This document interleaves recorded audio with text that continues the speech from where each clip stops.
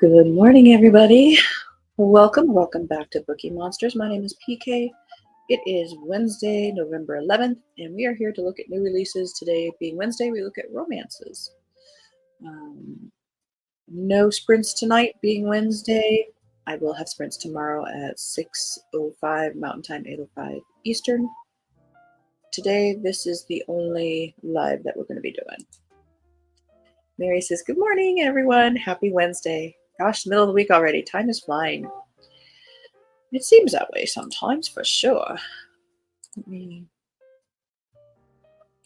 quiet that. All right, let's jump in it. Did you have a good night, Mary?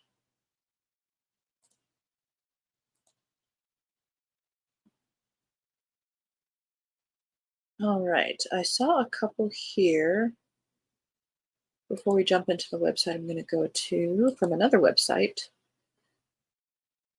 This is A Duke is Always Dangerous, 5th in the Rebecca Lee series. After living a rather boring life as the daughter of a small village vicar, Abigail Bailey longed for adventure. I love that cover. That dress, not practical. I don't care. I love it. When her best friend left for London a year earlier, she had warned her friend of the dangers lurking around the city. But when her friend began writing letters to her detailing the excitement and thrill she was experiencing while moving about the ton during the London season, Abigail began to dream that one day she would be able to have adventures of her own. After the death of her father, Abigail was invited to join her friend Emma and her new husband, the Duke of Sunbridge, at their Scottish residence, Castle Macdonald. While traveling to Macdonald Castle, she inadvertently crosses paths with ex-spy Camden Davenport, Duke of Stafford. Camden was handsome, mysterious, and unlike any man she had ever met before, but she was not prepared for the risky escapade they were about to embark upon, and it makes her question whether she has the strength to endure it, not to mention the power to withstand the charms of her new guardian. When Miss Bailey overhears a plot that puts both of their lives in danger, Cam finds the attractive young lady thrust upon him, and in order to keep her safe, they must travel from Scotland to London on a journey that will test both of their limits. Cam's attraction to Abigail only grows stronger the more he is with her, and when a dangerous villain from his past threatens them both, he realizes how far he will go to keep her safe.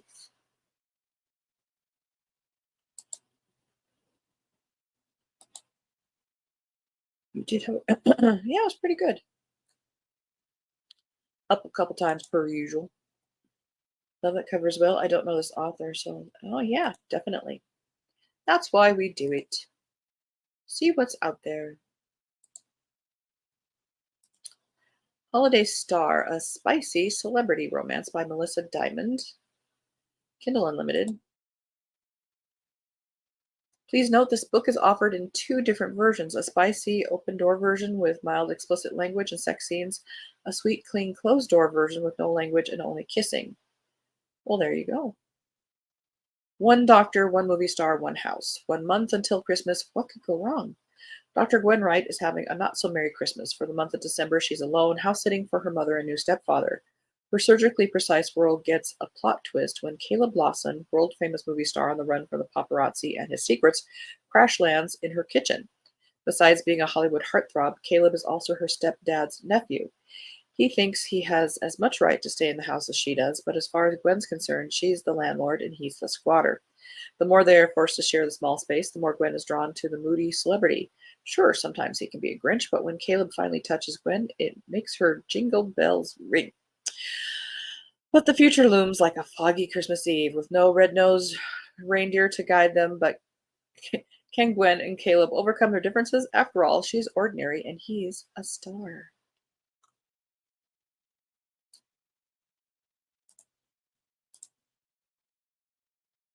And A Seaside Bookshop Christmas, a single dad, friends to lovers, small town romance. They have to tell you that. Yeah, they do. People, they do that anymore. Here's the Tropes by Jennifer Fay, 3rd in series. Turner Family of Blue Star Island series. 12 days before Christmas, the forecast is calling for snow with a 100% chance of love as the owner of Seaside Bookshop risks everything, including her heart. Christmas returns to Blue Star Island in this heartwarming page-turner. While the small town's holiday calendar is filled with festive events, the friendships of Blue Star's residents are put to the test. Melinda Coleman, owner of the Seaside Bookshop, finds herself making a deal with the town curmudgeon that could cost her everything. While furniture maker Liam Turner is suddenly a full time single father, he's in over his head with an active 3-year old.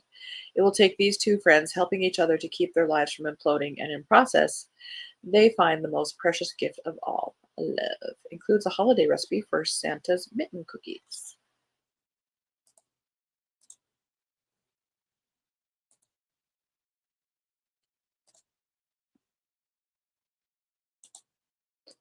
Good morning, Rebecca. Good morning, PK and Mary. Happy Wednesday.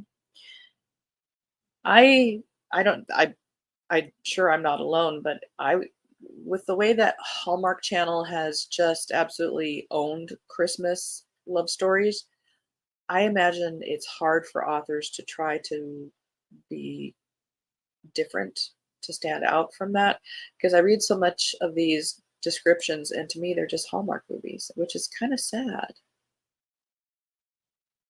We're going to go back to the November 2nd here because we never looked at these. Although from the colors, it looks spicy. Because of Her, Jack and Jill series, Kindle Unlimited by Jewel E. Ann.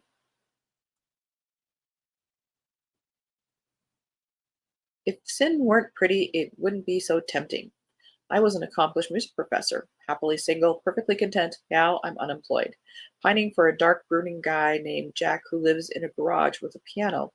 And I'm plotting to seduce a married man because his daughter is responsible for my nephew committing suicide. I don't know why teenage girls are so mean. I don't know why rich men cheat on their wives. And I don't know why Jack has serial killer vibes, even though he leaves me speechless every time he speaks. All I know for sure is I feel safe in a stranger's arms and understood by someone I don't understand. I should be a little scared of everyone because humans are unpredictable. How far will I go for revenge? More than that, how far will he go to save me? What the heck was that? That ain't love.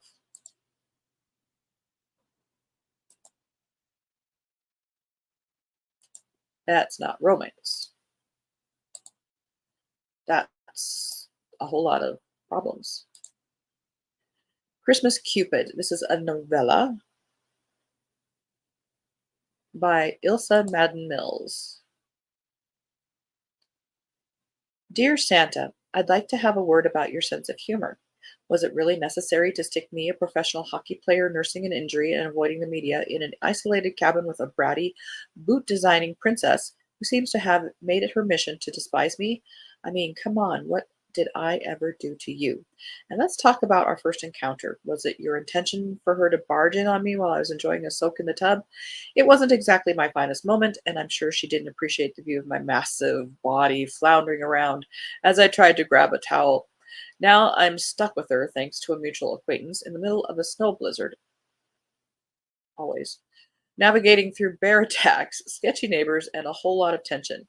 I had plans, Santa, plans to escape to Cabo and forget about the world, not to be trapped with a woman who thinks I'm unworthy of her time just because she can't stand hockey players.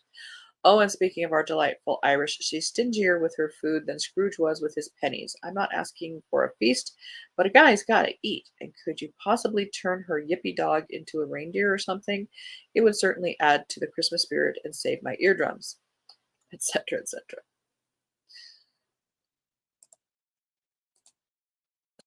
Sometimes you have to read them because they just sound like a train wreck, right? We're not going to look at Iron Flame because that is fantasy. We'll look at it tomorrow.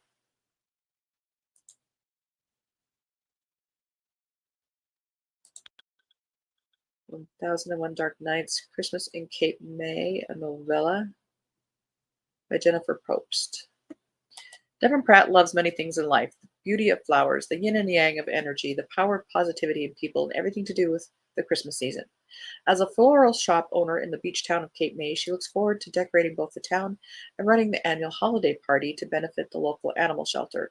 Too bad the new owner of her favorite venue is more like the Grinch than Santa.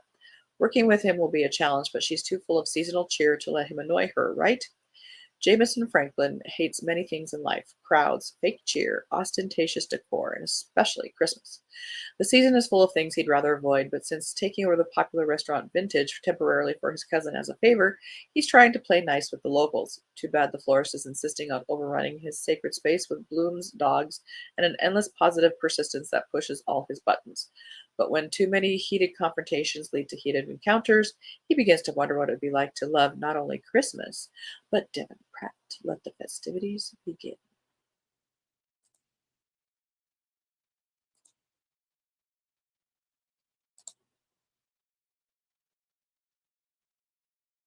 Okay. I'm just closing some tabs here that I don't need anymore. Okay, November 7th.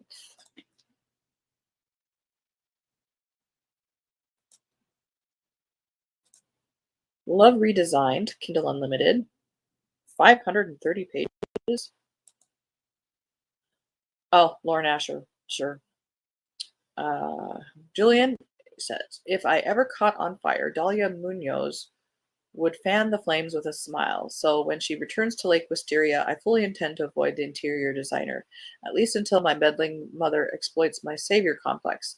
The faster I help Dahlia find her creative spark, the sooner she will leave town. But while I was busy getting rid of Dahlia, I overlooked one potential issue. What happens if I want her to stay? Dahlia. People say the devil has many faces, but I know only one. Julian Lopez, my childhood rival and family frenemy. I vow to steer clear of him while recovering from my broken engagement, but then the billionaire makes an irresistible offer. Renovate a historic house together and triple our profits. Our temporary truce becomes compromised as we face years' worth of denied attraction and mixed emotions. Giving into our desire is inevitable, but falling in love, that isn't part of the plan.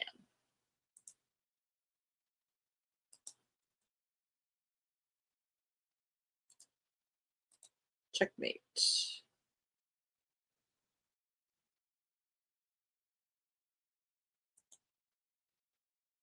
by Allie Hazelwood. I have this one. Um, this is young adult. I think this is her first young adult um, romance. She normally does adult, so I'm not quite sure of the difference. Age. Mallory Greenleaf is done with chess. Every move counts nowadays. After the sport led to the destruction of her family 4 years earlier, Mallory's focus is on her mom, her sisters, and the dead end job that keeps the lights on. That is until she begrudgingly agrees to play in one last charity tournament and inadvertently wipes the board with notorious king killer Nolan Sawyer, current world champion and reigning bad boy of chess. Nolan's loss to an unknown rookie rook shocks everyone. What's even more confusing? His desire to cross pawns again. What kind of gambit is Nolan playing? The smart move would be to walk away, resign, game over. But Mallory's victory opens the door to sorely needed cash prizes, and despite everything, she can't help feeling drawn to the enigmatic strategist. As she rockets up the ranks, Mallory struggles to keep her family safely separated from the game that wrecked it in the first place. And as her love for the sport she so desperately wanted to hate begins to rekindle, Mallory quickly realizes that the games aren't only on the board, the spotlight is brighter than she imagined, and the competition can be fiercely attractive and intelligent and infuriating. Dot dot dot dot dot. If you watched Queen's Gambit on, I think it was originally on Netflix. It might be available otherwise. That definitely has that vibe to me.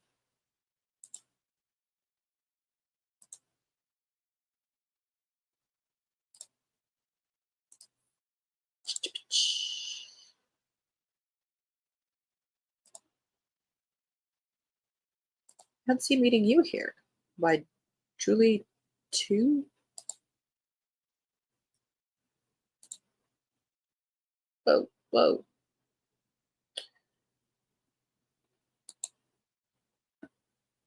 Opposites attract when an always the bridesmaid florist, it must be florist week, and a grumpy caterer mix business with pleasure in this swoony romantic comedy in the vein of 27 Dresses, blah, blah, blah. Every single one of Elise Now's, I think that's how that is, I apologize, close girlfriends, Rebecca, Jessie, and Beth, is getting married within the same few months, and every single one of them has asked her to be both bridesmaid and florist. Though it's a lot for her to juggle, the work and exposure is a boon for her struggling flower shop. The stakes are high at Rebecca's high profile wedding, where the guests are mostly political connections of Rebecca's parents. Desperate for the event to go off without a hitch, Elise enlists the help of an outside caterer who turns out to be Ben Yu, Rebecca's elusive younger brother. Though Ben is prickly and aloof, he offers Elise much needed business designing flowers for his mom's campaign fundraisers, and Elise begins to see there's more to Ben than his gruff and handsome exterior. But the romance takes off as the political campaign ramps up, complicating their relationship with unforeseen consequences. Now, always the bridesmaid, Elise must fight for what she wants to finally get her own happily after. That sounds like a lot. 3 weddings and a political campaign in one book. That's like 4 books. Pace yourself.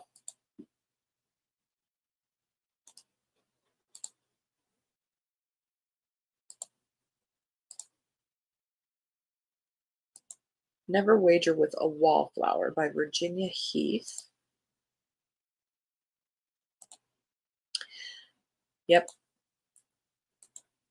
And it's a little behind. People have kind of moved on from that now. If it come out a year ago, maybe. Third in the Merriwell Sisters series. Regency. Miss Venus Merriwell has been waiting for her prince to come since the tender age of 14. She wants a man who is a selfless academic like her, and free from all the wretched vices her gambler father enjoyed far too much before he left the Merriwell sisters practically destitute. Unfortunately, after a slew of romantic disappointments, there is still no sign of that prince at 23, and the only one true love of her life is the bursting at the seams orphanage in Covent Garden that she works tirelessly for, an orphanage that desperately needs to expand into the empty building next door. For Galahad Sinclair, gambling isn't just his life, it's in his blood. He grew up and learned the trade at his grandfather's knee in a tavern on the faraway banks of the Hudson in New York. But when fate took all that away and dragged him across the sea to London, it makes sense to set up shop here. He's spent 5 years making a success out of his gaming hall in the sleazy docks of the East End, enough that he can finally afford to buy the pleasure palace of his dreams, and where better than in the capital's sinful heart, Covent Garden. The only fly in his ointment is the perfect building he's just bought to put it in also happens to be right next door to the orphanage run by his cousin's wife's youngest sister. A pious, disapproving, and unsettling siren he has avoided like the plague since she flattened him 5 years ago. While Venus and Galahad lock horns over practically everything, and while her malevolent orphans do their darndest to sabotage his lifelong dream, can either of them take the ultimate gamble and learn to love thy neighbor? Okay.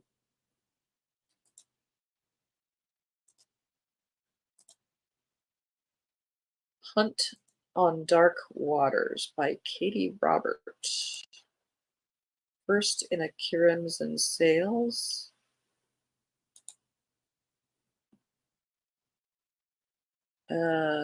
Technically, that's fantasy romance. We'll look at it anyway. I might regret it tomorrow, but we'll see. Evelyn is a witch with a perfect storm of impulses, terrible taste in bed partners, sticky fingers, and a lust for danger. After she steals from her vampire ex, I'm out. Vampires, and falls through a portal to another realm, she's fished out of the waters by a band of seafarers and their telekinetic captain. She's immediately given a choice: join their ship's crew or die. Bowen has no memory of his life before he became one of the, and I used to know how to pronounce that. He and his band of pirates are bound by vow to patrol through Threshold, the magical sea in between realms, keeping the portals to other worlds safe. When he rescues Evelyn, he doesn't expect to be attracted to the unflappably brassy pickpocket. The longer he spends in her presence, the more he begins to question if his heart is the next thing she'll steal. Definitely a fantasy romance. The Good Part by Sophie Cousins.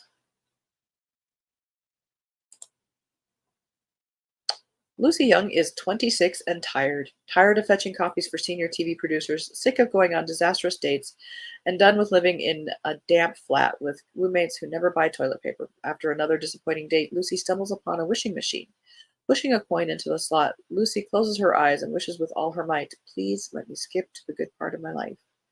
When she wakes the next morning to a handsome man, a ring on her finger, a high powered job, and two storybook perfect children, Lucy can't believe this is real, especially when she looks in the mirror and staring back is her own 40 something face.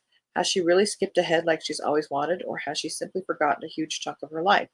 As Lucy begins to embrace new relationships and the perks of maturity, she'll have to ask herself, can she go back to her previous life? And if so, can she stand to leave the good parts behind? I don't know if I approve of that.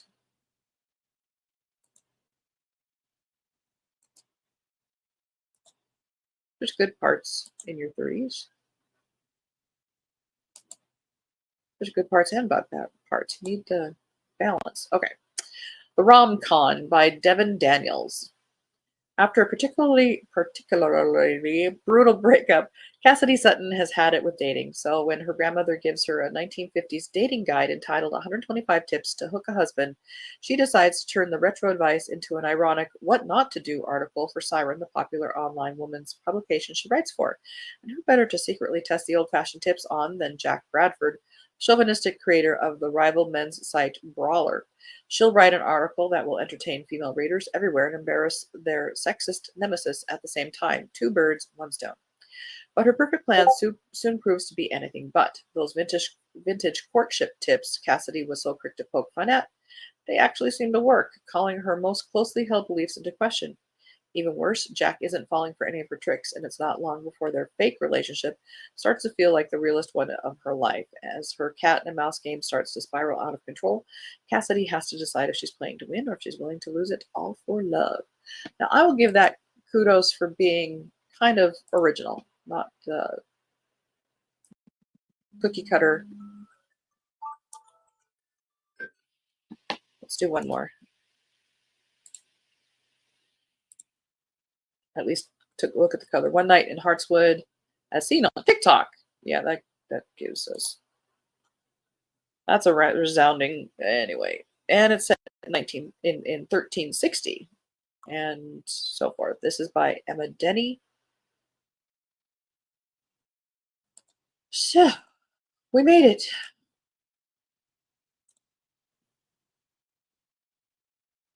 Romance this week. Phew. All right. Well, I know I have many, many, many books to be reading, and I hope looking at these helps maybe give you inspiration to look into some of these other ones. Thanks for another great session on to errands today, and we'll miss you. I'm so sorry. Hope you have a good day and see you tomorrow. Oh, you have a good day too, Mary. And just as a quick question, are you guys liking looking at new books? There's nothing like it out there, so I don't know if people have tried it and people are saying like, no, this isn't what I can look at my own books, or yes, this is a format and content that you're interested in. Just drop me a note in the comments. That would it'll be helpful, a little bit of feedback there. If you do like what you're seeing, hit like, hit subscribe, tell people about us. Oh no, commercial. Oh, of course. Is that a sign? We're gonna say that's not a sign. All right, have a very good Wednesday. Stay safe out there. Read good books. Remember, you can always set it down. If it's not working for you that moment, you don't get good person points. Reading is fun. It's not an assignment unless you are in school. And then see what you can do to enjoy what you're reading. And as the banner says here, don't be a bookworm, be a bookie monster. Yes. Oh, thank you, Rebecca. That helps. Thank you, guys. That helps very much. So I did get a note from somebody, and it was a trollish one, but I was just, it's what we started in July, and at this point, kind of maybe do some reflection. Is this something that is really needed out there, or so forth? Anyway, I appreciate that, guys. Thank you very much. You guys have a good Wednesday. See you tomorrow. God bless.